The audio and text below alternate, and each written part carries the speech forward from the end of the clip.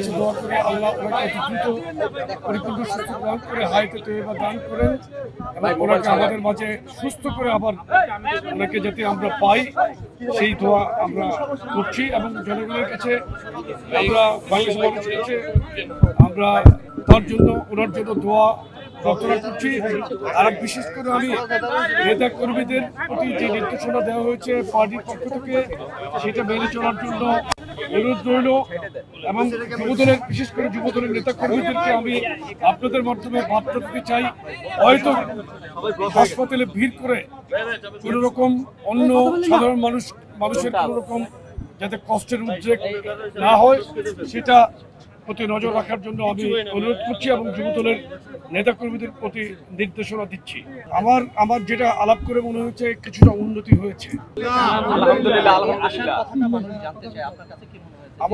আমারও মনে হচ্ছে যে ওনার প্রত্যেকটি অর্গান এই মুহূর্তে হয়তো একটু ডেভেলপ করেছে এবং কিছুটা উন্নতির দিকে।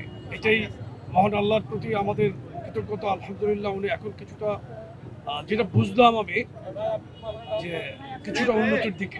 আমরা এই ক্ষেত্রে অবশ্যই সতর্ক অবস্থানে আছি।